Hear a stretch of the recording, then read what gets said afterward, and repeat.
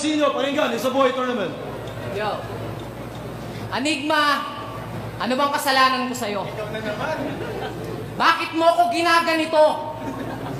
Paano ko pa ito bababuyan? Baboy na to.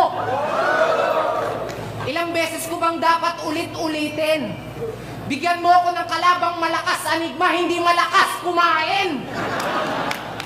Yung huli kong nakalaban, taga Cavite. Pero yung nauna, Gapo. Tapos Bisaya, tapos Gapo. Tapos Bisaya, tapos Pango. Putang ina, Enigma, dito nakakatuwa. Please lang, ayoko na ng panibagong sumpa. Enigma, magdadalawang taon na ako sa liga. Hindi mo pa rin ako binibigyan ng labang maganda. Itapat mo na kasi yung hari ng ribat sa akin nang mapalitan na.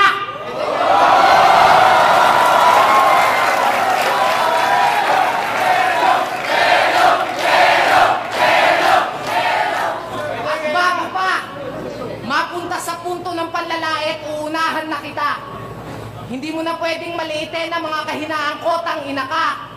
Kasi bago mo pa maliitin, na ipagmalaki ko na. Literal pa!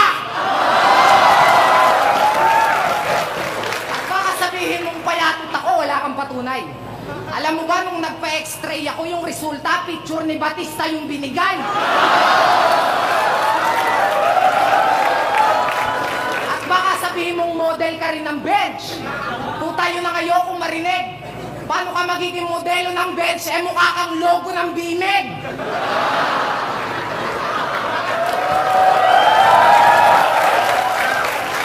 Kasi sa DC Clan, ikatlo daw siya. Pero sa flip top, ikalawa ka gago. Kasi pagkatapos ni Crazy Mix, ikaw na yung pangalawang pinakamataba dito. At wala siyang ghostwriter. Hindi totoo yung issue kay Target. Dahil bago kanya tulungan magsulat, tulungan kanya muna sanang mag-diet. Ako ay isang street fighter na merong street knowledge na tinapat sa isang Sesame Street na amoy sesame seed. Kaya kapatid, hindi sa pagyayabang, sa kamababang uri ng nilalang. Hampas lupang patay gutom na hindi kumakain ng spam.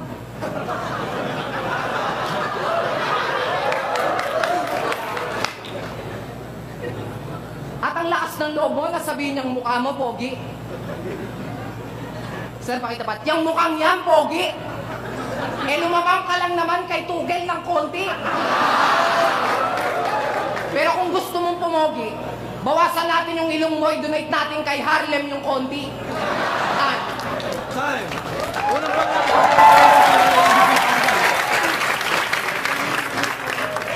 Hoy, sinyo! Sa ilong kong patag, ako ay panatag. Isang singalang, tanggal ang bagabag. At sa ilong kong blakda, ito yung tanda ng pagiging Pilipino. At kung sasabihin mong napipito, sinyo, okay lang sa akin yan, iho. Kasi alam mo bang gustong-gustong sponsoran to ng Amerikanong mga dermatologist, pero ako lang yung umayaw. Kasi alam ko at alam nyo na mawawala ng kaparehas ng ilong, si Manny Pacquiao. At ang kapal mong sabihin na pangit ako, ha? Pangit daw ako. Ang bobo mo! Kaya nga, Andy G yung pangalan ko, ibig sabihin ng G, guwapo!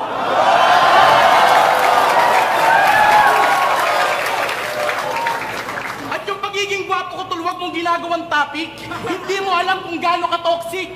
Pagbaba ko ng stage, yung mga chick nagpapanik, sunod-sunod yung nagpapapik, may nagnanakaw pa ng halik.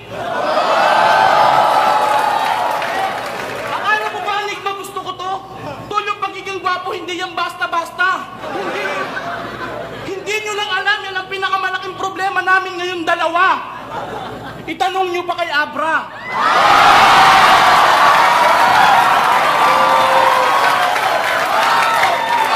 Di ko may paliwanag.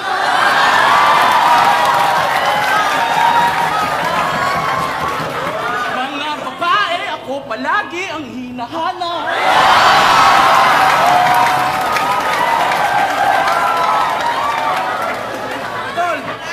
At alam mo ba, simula pa lang ang pagsanli ko dito sa flip top, wala nang humpay na pambababoy.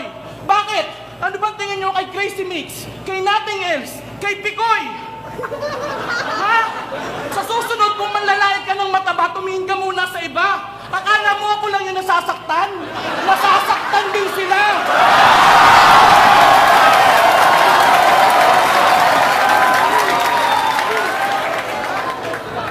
At yung ghostwriter na si Target, Tol, kung ghostwriter, nagkamali ka ng info, sir.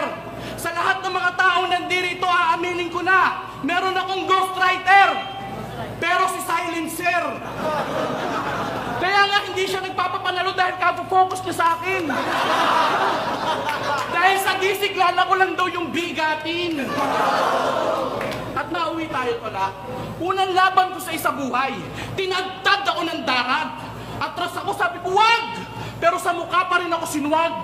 At iwan pa ng isang malaking tanong. Hango sa pangukong ilong.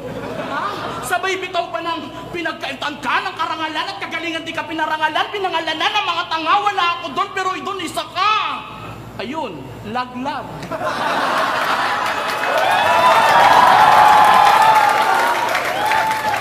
Ang gusto ko lang ipakita na huwag kang masyadong overconfidence payak pagkat si Andy G naka-defense sa mga nonsense mong ribat. O di ba't ikaw na lang daw ang natitirang magaling na pambato ng mabalakat na kapag nagbubuhat sa gym, di na nagbibrief diretso cycling? Hindi kasi Felix, pero yung titi mo bakat? At na atat si Patpat na makatapat ng mga sikat na sikat. Sa wakas, natupad na sapagkat natapat ka na rin sa angat at mabigat. Oo, ang kilo. Kaysa sa'yo, PF Pro Palito. Kahit 3 dekada ito magbuhat dito, magiging bato-bato. Kasi sa hulma ng katawan mo, mas lamang ang buto-buto. Hindi ka halatang nag-workout, mukha kang gumagamit ng bato. Payat na macho, gago, hindi yan totoo. Ikwento mo na lang yan sa mga fans mong uto-uto, baka maniwala pa sila sa'yo. Ha? Tapos sabi ng mga fans nito sa Facebook, wow, si Idol Senyo kapag bumabattle, iba na yung level. Gago! Panlinis ka lang ng banyo, Mr. Muscle. Yung mukha mo bukol-bukol parang hinataw ng dumbbell. At ganyan na ganyan dati yung katawan ni Herbert Bautista bago siya maging Captain Barbell. Ha? At isa kang inutel na may utak na gabutel. Kasi nung battle nila ni Batang Rebelde, pinangalandakan niya pala nag-lose daw siya ng 155 pounds. Kahit ikwento mo sa pagong, hindi maniniwala. 155 pounds, yung saktong timbang mo, dapat matagal ka nang nawala. Ha? Time. Sino pakinggan sa Boy Tournament? Yo. Anigma, ano bang kasalanan ko sa'yo? Bakit mo ko ginaganito? Paano ko pa ito bababuyin? Baboy na to! Ilang beses ko bang dapat ulit-ulitin? Bigyan mo ako ng kalabang malakas, Anigma, hindi malakas kumain! Yung huli kong nakalaban, taga Cavite. Pero yung nauna, Gapo. Tapos Bisaya, tapos Gapo. Tapos Bisaya, tapos Pango! Putang ina, Anigma, dito nakakatuwa! Please lang, ayoko na ng panibagong sumpa!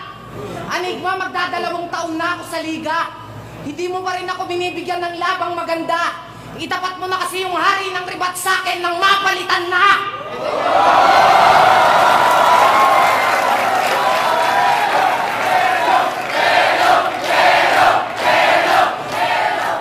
At bago pa, mapunta sa punto ng panlalait, uunahan na kita. Hindi mo na pwedeng maliitin ang mga kahinaan ko, tangina ka. Kasi bago mo pa maliitin, na ipagmalaki ko na. Literal pa! At baka sabihin mong payatot ako, wala kang patunay. Alam mo ba, nung nagpa-x-ray ako, yung resulta, picture ni Batista yung binigay. At baka sabihin mong model ka rin ng bench. Puta, yun ang ayokong marinig. Paano ka magiging modelo ng bench? Mukha kang logo ng bimig.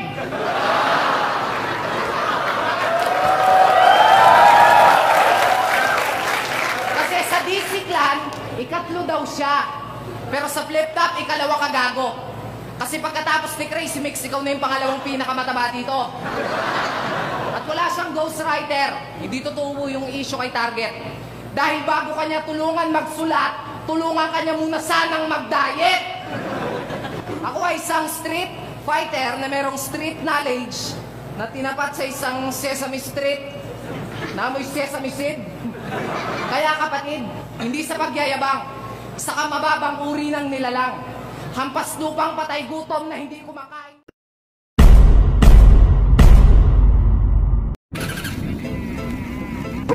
Pro Bikers, Pro Bikers, Pro Bikers. Side Solid Auto Chopper.